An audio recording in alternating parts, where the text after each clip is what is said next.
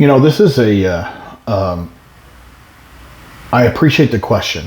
Okay, you're a new special education teacher. You're not new to special ed because your own children are in special ed, but your school system has switched over on to standards-based report cards. And standard-based report cards is moving away from your traditional A, B, C, D, and F with regards to the grading scale, and then instead basically individualizing the child's education, which I think actually, if done correctly, would do a much better job of pinpointing kids that may need to be referred over to response intervention or referred over for IEP consideration or accommodations for 504. So I'm not an opponent of standards-based report cards, getting away from A's, A through F's. Now, the big question is, what standards are we adopting here, and what are we prioritizing as a society? That is going to be the only question. But with regards to having everybody sort of say, for first grade, this is our expectations, and then breaking it down per quarter, which is basically every 9 weeks, and saying that we would expect the children to achieve this, well, at that point, that sort of might be a better gauge as to our children's actual progress and mastery, as opposed to doing stupid busy work, because sometimes that is a trigger in and all itself for, let's say, our high functioning kids or our gifted kids, that the curriculum isn't moving fast enough, or with our higher functioning kids, or the kids with ADHD, this busy work or this mundane homework, and this just repetition that we know doesn't really produce the kind of results that you would hope, but we just do it because we've all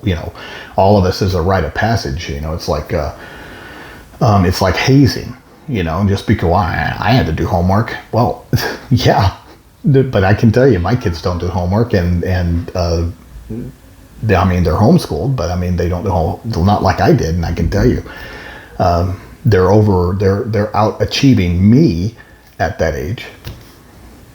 So and we have all the science. I'm pointing to my bookshelf behind the camera there, that that I have many books about homework and the fact that it's a myth. It doesn't have a benefit, but yet we do it. Okay, so taking it back and breaking down where a child should be if it's done correctly, then at that point, the school, the teacher, and the parents would have a much better idea of where the deficits are, if there are any, and where to close those gaps, even for kids that are general education. Now, how does that result over to more moderately or severely impacted students? Well, in Alabama, for example, even the regular standards are broken down into subparts and scaled into steps to reach that main standard concept. And you can break down, and first of all, every IEP in I believe every state that I'm aware of, or that I interact with,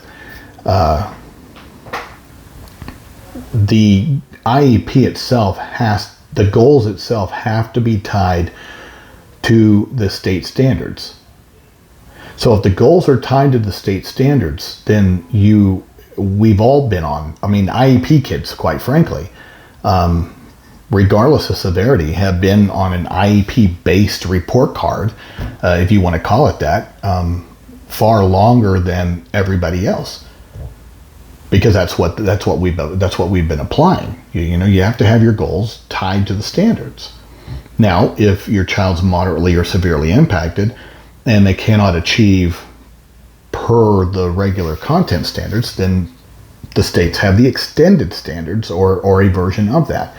That is, which of course then is tied to, the other diploma options that might exist out there depending on the state that you live in.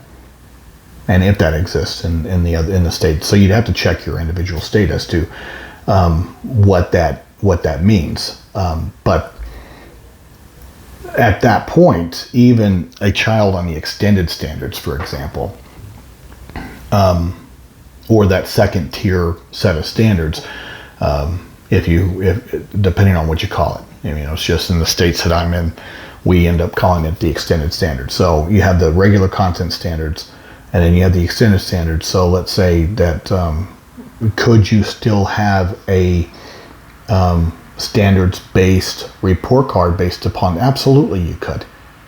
And actually, it's so much better. Can't even tell you how much I hate the report cards that come home for kids that tend to be on the extended standards or in self-contained environments, because they're not really report cards. It's like this ambiguous piece of paper that reads like, one of those group notes that a bunch of 13-year-olds would be passing around. Do you like me? Yes, no, or maybe. It really doesn't tell you anything of substance. It just sort of tells you, do you think that the kid's making progress? Do you think the kid's going to, end up mastering their goal? Well, who the hell's going to say no? And so they're very ambiguous. It really doesn't tell the parent anything. It really doesn't put them in a position to help and be a helpmate to the school in filling those gaps and helping with generalization and goal mastery. So I think breaking that down into a concept of even extended standards, to where you have those standards and you have what you're working on or what the expectation is, for any given child, regardless of severity. That's something that a parent can understand. That's something that the parent would have buy-in. That's something that would help, in my viewpoint, reduce the number of complaints, because so many due process complaints or a lack of consensus on the IEP team revolves around a parent's lack of knowledge and understanding of what is being done with their child. So I think breaking it down into a standards-based, this is what the expectations are, and this is what we're working on for this 9 weeks and this 9 weeks, would go so much better to help clear that up. The only other factor that I would throw in that just doesn't make any sense. See, I believe that our start dates are so arbitrary.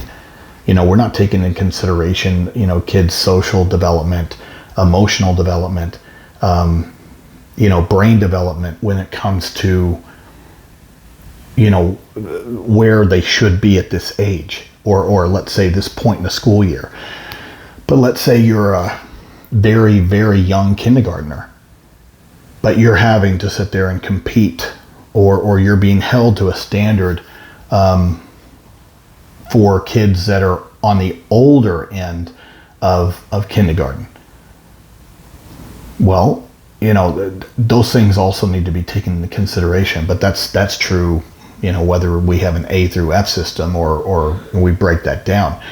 And the reason I have concerns about that arbitrary factor of we have a start date in August that ends in May, and kids have birthdays all over the place. The only thing that would concern me about having that standards based is that making sure that we take into account where a child is currently developmentally, so that we're not over identifying them based upon that arbitrary factor of where they should be here. I think age and these other factors need to be taken into consideration instead of immediately jumping over and assuming a disability or assuming a deficit.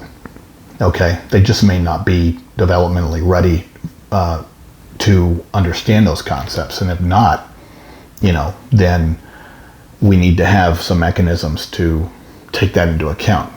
But on the whole, I don't have the same concerns. It goes with anything. If it's done correctly and it's done with enough breaking it down so that everybody understands how it's going to work with some consistency, I think it could be a benefit.